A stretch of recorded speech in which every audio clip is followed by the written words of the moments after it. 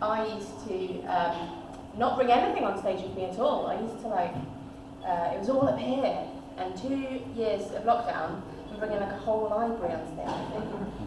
I'm not Jasmine Gardozzi, but I am going to attempt to fill her huge shoes with some poems.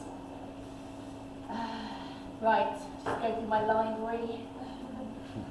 Cool, right, let's test these lights. Sometimes it's really hard to see your words. It's alright, I can see my words. Brilliant. Right, let's see if I can try and do Jasmine some justice. I always thought I'd get a job with the Labour Party, write a novel in the evenings. Except I was 21 and had just been to a K Tempest gig. So 2 weeks before graduation, I decided I was going to become a poet. And it was all going to be very exciting. In my garret, cigarettes and notebooks. Think Nemo and Bleak House, but with more Leonard Cohen. I'd get a cat, have a string of lovers, beat back the literati from the front door just as soon as I was discovered by The Guardian.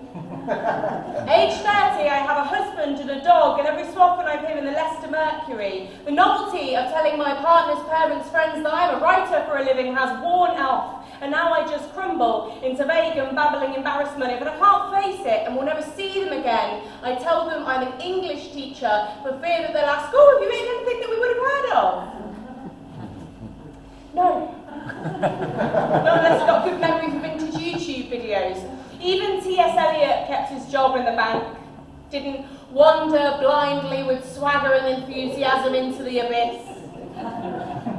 How I dislike all of those quiet girls I went to school with, whose mothers always said that they couldn't come swimming because they had too much homework to do, whose profile pictures now show them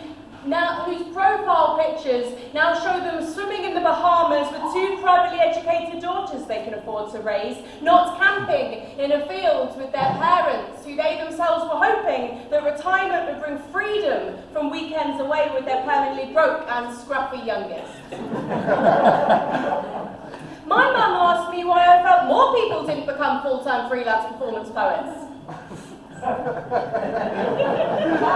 Because they're boring. They probably never thought about it. Maybe they just knew they'd be rubbish because, Mum, some of us are born to be accountants and some of us are born to be artists. This too was my response when drinking in the student union's Becky men would make fun of my Mickey Mouse degree. And they are now working in banking, oil, managing wind farms off the coast of France, and I go around to my mum's house once a week to see what she's got going off in her fridge that I can eat. Who knew there was so much to pay for as an adult? That a pension wasn't something as far off as my own mortality. Lidl and Aldi have become the lifeblood of my existence. My optimistic savings accounts were long ago depleted. I now only service my car with a tried and tested half-price garage. I pace the house, searching for possessions I can sell on eBay, and still nobody wants a copy of Sliding Doors on VHS. Who needs disposable income when you have got 3 of a 5-act, self-aware yet deprecating one-woman show and maps it in your head? Who needs a house, a mortgage, gas and electricity, a phone, the internet, a car and foreign holidays, a laptop, a telly, savings for when the boiler breaks, trainers, new clothes, insurance against all the things that can and do go wrong, the world's smallest but inexplicably most expensive dog when you have got so many feelings and the means to express them through the power of art. Bloody well-crafted poem. Thank you very much.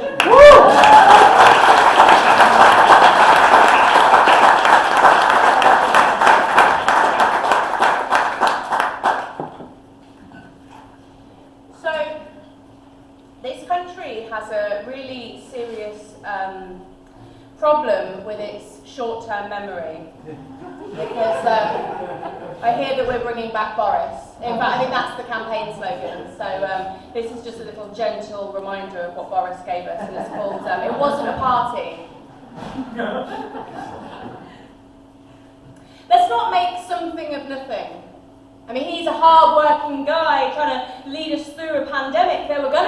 times when he needed to kick back with some cheese and wine, games and quizzes, pin the tail on the care home worker. How many people died alone over a 6-week period? It's multiple choice. Do you want a clue? Hancock got it, of course he did. But let's not blow this out of proportion. No need to activate the woke brigade. I mean, what's a few festivities between MPs, journalists and the Met Police? You couldn't all be invited. Someone had to keep A&E going, staff the vaccination centres, comfort the children when they turned off mum's ventilator. And look here, sorry if you have decided you are going to be offended. I mean, is it gaslighting or is it just you being oversensitive? Here's a picture of him with another one of his kids. How can you stay mad at this fun guy, this drunk uncle, bumbling dad at a wedding? How many has he had? He's Les Dawson. He's Bernard Manning. Have another drink. There's enough cocaine for everyone. So let's not talk about mass graves and overflowing ICU wards now, mood killer. We all work hard. It's just that some of us work a little harder than others, and you can't complain.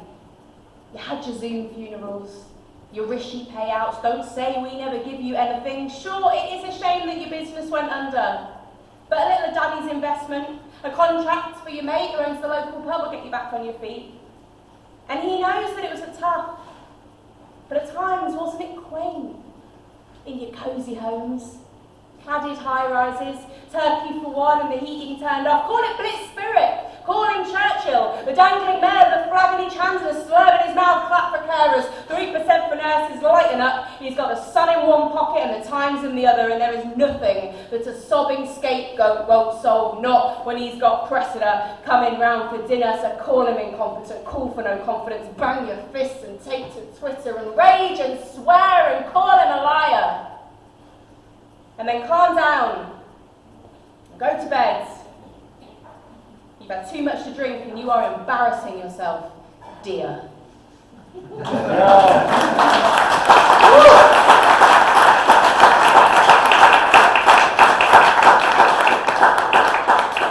What is it that's going to make us snap?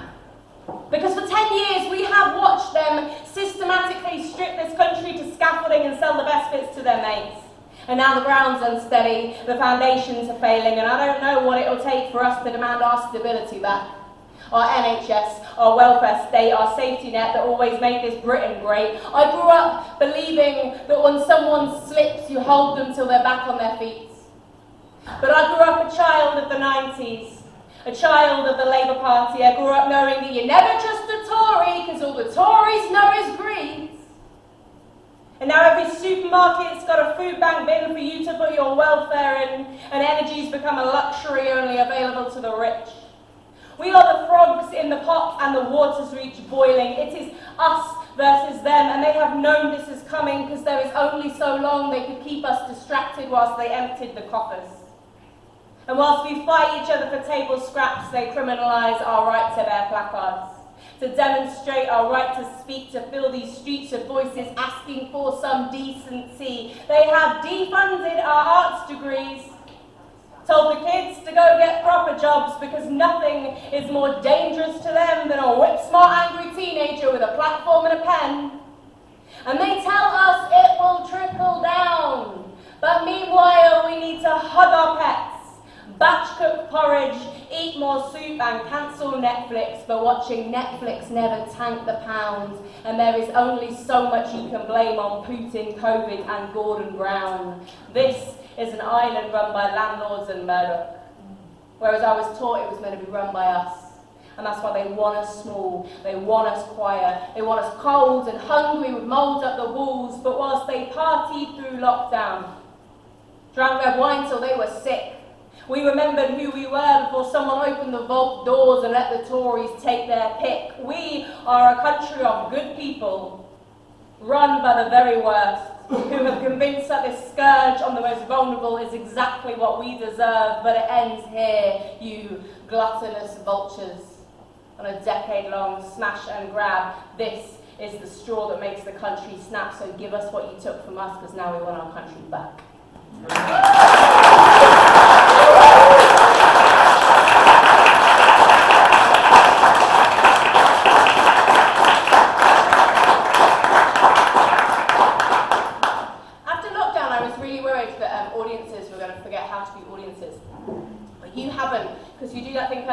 you clap for the exact amount of time it takes me to have a drink and put my bottle down. Good work. So I try and keep this quiet, but I'm quite left-wing. I've been a member of the Labour Party since I was 16. I've been out knocking doors since I was little in the buggy, and my mum used to take me out. And I've given a lot of my life to the Labour Party, and particularly over the past 12 years I've given a lot of my life to trying to get a Labour government in. And the 2019 election hit me really hard because I just felt so disillusioned by politics and the Labour Party and the left. And I think it was a real moment when I realised that you can knock all the doors and go to all the meetings and blister your feet canvassing, but you won't change who's in power. And it was when I really realised that actually I cannot change the world, but perhaps I can change a small bit of the world that I exist in. And at the same time, Leicester City Council asked me if I would write a poem about Leicester's arts and cultural scene. It was going to be part of this big campaign to promote Leicester's arts and cultural scene, and little did any of us know that Leicester's arts and cultural scene was about to take a nosedive into lockdown. But of course, during that time, we were all rooting for our arts and cultural venues to kind of get through the pandemic and get through the other side, with little to no thanks or support from this government. And so this is a poem about that, I guess. It's a celebration of Leicester's art and culture, which I think is brilliant. I've lived back in Leicester for 10 years now, and I'm about to move away again. I'm about to move to Liverpool, and I have a huge place in my heart for Leicester, so this is my love letter to Leicester, and it's called "It's Not Something That Other People Do." It's not Royal Bones below the place we used to park our cars. It's not the streets at a standstill, footballers and the bus, the trophy held up in Vicky Park. It's not knowing that we've scored from the roar of the crowd over the canal to my back garden, and it is definitely not Benedict Cumberbatch in the cathedral reading a Carol Ann Duffy poem. Although it is a bit. It's a 4-year-old looking up at a 50-foot dinosaur. It's 2010's X Factor winner in the sold-out Christmas pantomime at De Montfort Hall. It's a raucous audience at drag queen bingo in a pub theatre off the Narva Road. It is fear-free environments. Anything goes. It's doing all the things that you know your kids would die from embarrassment from if they could see you now. Look at you go. It's unlocking a moment of joy in a silent child. A family learning how to play together for the first time. It is the teenager finally finding a place for those feelings he so desperately didn't want you to see. It is illuminated stilt walkers, coffee shop basements, neon lights on dusky skylines, howling, roaring, pin-sharp acoustics, polished brass and remorseless steam. It is 2,000 years of history. It's not saying art for all because it ticks a funding box. Gets you nice right up in the Guardian. It's for the people who don't even want art.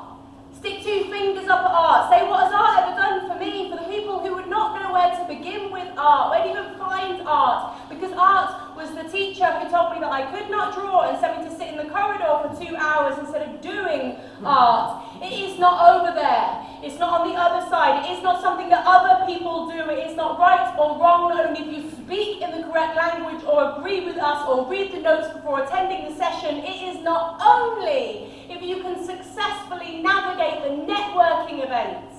2 small teacups clattering through the skin-crawlingly awkward chit-chat. It is not 50 quid.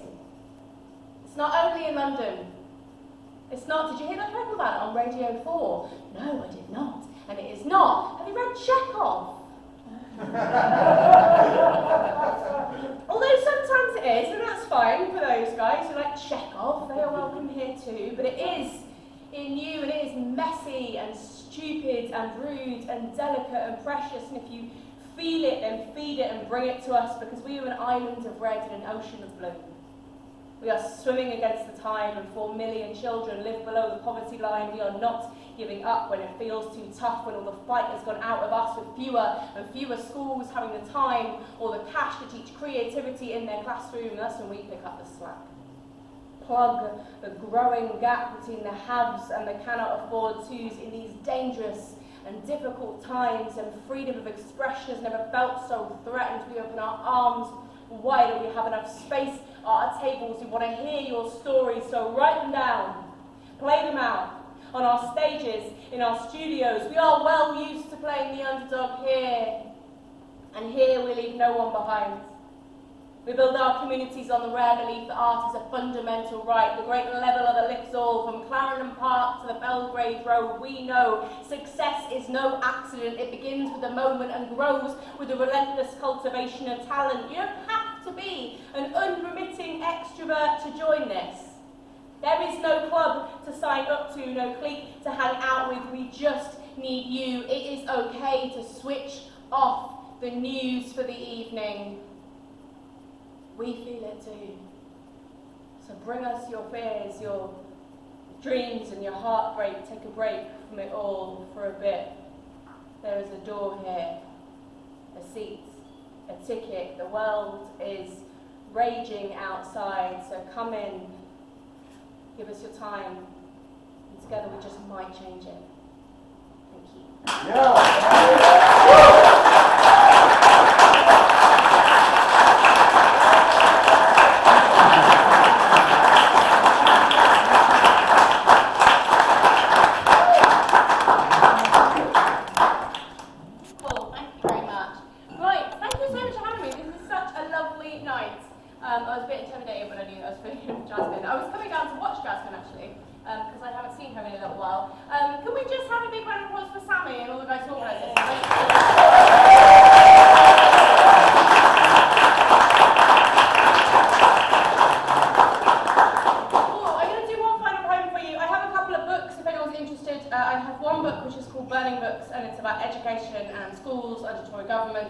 Particularly under the era of Michael Gove, and I have another book which is called A Self-Help Guide to Being in Love with Jeremy Corbyn. I have a habit of writing books that don't age very well.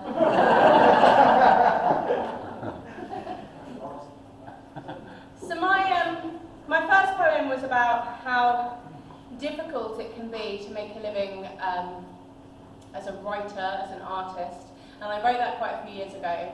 And it doesn't get any easier.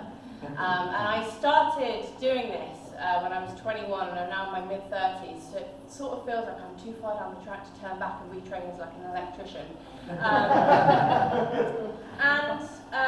I hate the Tories for so many reasons, but perhaps one of the main ones is what they've done to the arts in this country in terms of access to the arts, funding to the arts, this country's perception of the arts.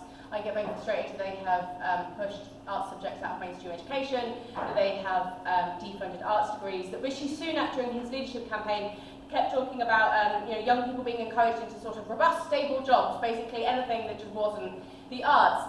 And it's hard to make a living as an artist, but when you've got the literal government telling you that your contribution to society is worth shit all, that also knocks your confidence. And so this is a poem for myself when I'm feeling like that, and it's my last poem, so thank you so much for listening to me.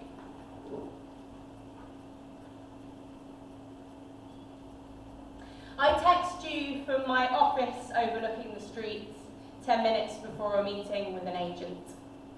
I am in slippers and have a hot water bottle stuffed up the back of my jumper. My notebook, cheap £1 thing from Sainsbury's, is empty. And you are 15 years ago in low-rise jeans and lace knickers. It is only a Thursday afternoon, but you are in the Loaded Dog drinking wine as fast as the boys drink cider. You all have to be back in class in 20 minutes. But you had an offer to study creative writing in Liverpool last week and have fancied yourself Seamus Heaney ever since. You're too busy playing pool and Tuesday nights in fan club to bother with actually reading anything. But having been given 10 minutes at an open mic, you are convinced that you are the greatest writer that's ever lived. You reply quickly on your Nokia 3210, anything to avoid double psychology. I mean, who needs it anyway, where you're headed? So here you are, drunk and loud beside me, purple hair and belly button piercing, laying your confidence across my desk as the agent asks me what I'm working on at the moment. There's a silence, and you glance pitifully at the date written neatly across the top of my page. You pull out your own notebook moleskin, covered in stickers of bands that boys you fancy playing. And I recognise it as one of hundreds now up in the loft. You part the pages with the silk divider, and without being asked, descend into the first stanza of a poem you wrote on the bus on the way here. Afterwards, you admire my bookshelves. Notice the ones with your name on. Show posters and slam trophies. You take a second look at me in my charity shop jumper and unbrushed teeth. I don't show you the inbox of rejections, dwindling bank balance. Social media, a party of everyone who's doing better than you. So instead, I take you to dinner with my husband's family. You look at the man you're marrying, listen to people asking me again what it is I do for a living, only for his cousins to talk over me about their jobs in insurance and accountancy, and as they wring their hands with what to do with all that money, you meet my eyes, reach across the table, top up my glass and tell me to speak up.